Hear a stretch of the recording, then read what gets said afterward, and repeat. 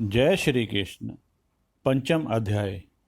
अर्जुन बोले, हे कृष्ण, आप कर्मों के संन्यास की और फिर कर्म योग की प्रशंसा करते हैं, इसलिए इन दोनों में से जो एक मेरे लिए भली भांति निश्चित कल्याणकारक साधन हो उसको कहिए। श्री भगवान बोले, कर्म संन्यास और कर्म योग ये दोनों ही परम कल्याण के करने वाले हैं, परंतु उन दोनों में से कर्म संन्यास से कर्म योग साधन में सुगम होने से श्रेष्ठ है। हे अर्जुन, जो पुरुष न किसी से द्वेष करता है और न किसी की आकांक्षा करता है, वह कर्म योगी सदा सन्यासी ही समझने योग्य है, क्योंकि राग द्वेष आदि द्वंद्वों से रहित पुरुष सुखपूर्वक संसार बंधन से मुक्त हो जाता है।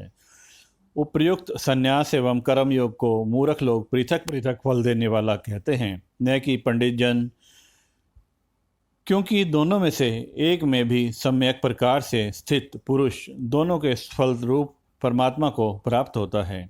ज्ञान योगियों द्वारा जो परम धाम प्राप्त किया जाता है, कर्म योगियों द्वारा भी वही प्राप्त किया जाता है। इसलिए जो पुरुष ज्ञान योग और कर्म योग को फल रूप में एक देखता है, वही यथार्थ देखता है। परंतु हे अर्जुन, कर्म योग के बिना संन्यास अर्थात मन, इंद्रिय और शरीर द्वारा होने वाले संपूर्ण कर्मों में कर्तापन का त्याग प्राप्त होना कठिन है, और भगवत स्वरूप को मनन करने वाला कर्म योगी परब्रह्म परमात्मा को शीघ्र ही प्राप्त हो जाता है। जिसका मन अपने वश में है, जो जितेंद्रिय एवं विशुद्ध अंतःकरण वाला है और संपूर्ण प्राणियों का आत्म रूप परमात्मा ही जिसका आत्मा है, ऐसा कर्मयोगी कर्म करता हुआ भी लिप्त नहीं होता।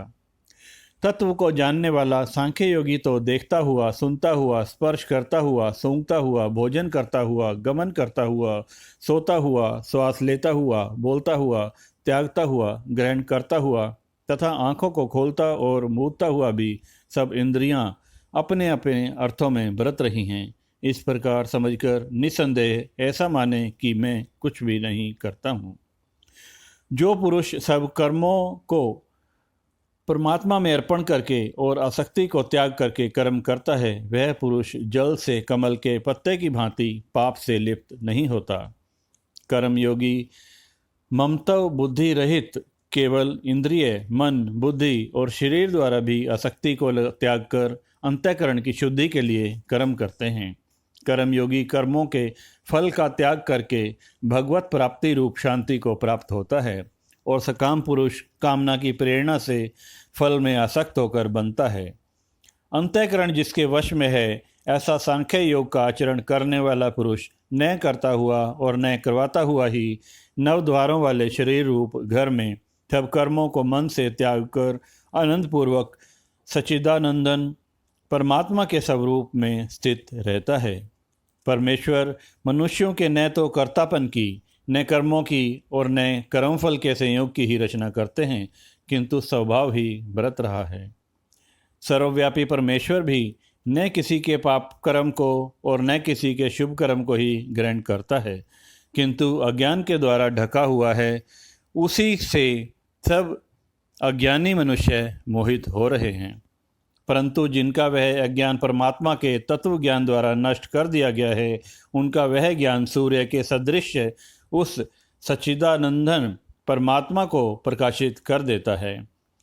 जिनका मन परद्रूप हो रहा है, जिसकी बुद्धि परद्रूप हो रही है, और सच्चिदानंदन परमात्मा में ही जिसकी निरंतर एक ही भाव से स्थिति है, ऐसे तत्परायण पुरुष ज्ञान के द्वारा पाप रहित होकर अपुनरावृत्ति को अर्थात परम गति को प्राप्त होते हैं। वे ज्ञानी जन विद्या और विनय युक्त ब्राह्मण में तथा गौ, हाथी, कुत्ते और चंडाल में भी समदर्शी ही होते हैं। जिनका मन समभाव में स्थित है, उनके द्वारा इस जीवित अवस्था में ही संपूर्ण संसार जीत लिया गया है, क्योंकि सच्चिदानंदन परमात्मा निर्दोष और सम है। इससे वे सच्चिदानंदन परमात्मा में ही स्थित है। जो पुरुष प्रिय को प्राप्त होकर हर्षित नहीं हो और अप्रिय को प्राप्त कर उद्विग्न न हो, वह स्थिर बुद्धि संशय रहित ब्रह्मवेता पुरुष सच्चिदानंदन ब्रह्म परमात्मा में एक ही भाव से नित्य स्थित है। बाहर के विषयों में आसक्ति रहित अंतःकरण वाला साधक आत्मा में स्थित जो ध्यान जनित सात्विक आनंद है उसको प्राप्त होता है।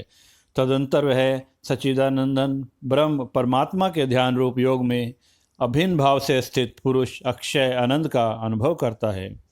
जो ये इंद्रिय तथा विषय के संयोग से उत्पन्न होने वाले सब भोग हैं, यद्यपि विषयी पुरुषों को सुख रूप भाते हैं तो दुख के ही हेतु हैं और आदि अंत वाले अर्थात अनित्य हैं। इसलिए हे अर्जुन, बुद्धिमान विवेकी पुरुष उनमें नहीं रमता। जो साधक इस मनुष्य शरीर में शरीर का नाश होने से पहले पहले ही काम क्रोध से उत्पन्न होने वाले वेग को सहन करने में समर्थ हो जाता है, वही योगी पुरुष है और वही सुखी है। जो पुरुष अंतरात्मा में ही सुख वाला है, ज्ञान में ही रमण करने वाला है तथा जो आत्मा में ही ज्ञान वाला है, वह सच्चिदानंदन परब्रह्म परमात्मा के साथ एक ही भाव को प्राप्त सांख्य योगी शांत ब्रह्म को प्राप्त होता है। जिनके सब पाप नष्ट हो गए हैं, जिनके सब संशय ज्ञान के द्वारा निवृत्त हो गए हैं, जो संपूर्ण प्राणियों के हित में रत हैं और जिनका जीता हुआ मन निश्चल भाव से परमात्मा में स्थित है, वे ब्रह्मवेता पुरुष शांत ब्रह्म को प्राप्त होते हैं। काम क्रोध से रहित जीते हुए चित्त वाले पर ब्रह्म परमात्मा का साक्षात्कार किए हुए ज्ञानी पुरुषों के लिए सब ओर से शांत पर ब्रह्म परमात्मा ही परिपूर्ण है। बाहर के विषय भोगों को न चिंतन करता हुआ बाहर ही निकालकर और नेत्रों की दृष्टि को भ्रुकुटी के बीच में स्थित करके तथा नासिका में विचरने वाले प्राण और अपान वायु को सम करके जिसकी इंद्रियां मन और बुद्धि जीती हुई हैं, ऐसा जो मोक्षपरायण मुनि इच्छा भय और क्रोध से रहित हो गया है, वह सदा मुक्त ही है। मेरा भक्त मुझको सब यज्ञ और तपों का भोगने वाला, संपूर्ण लोकों के ईश्वरों का भी ईश्वर तथा संपूर्ण भूत प्राणियों का सुहृदय अर्थात स्वार्थ रहित दयालु और प्रेमी, ऐसा तत्व से जानकर शांति को प्राप्त होता है। जय श्री कृष्ण।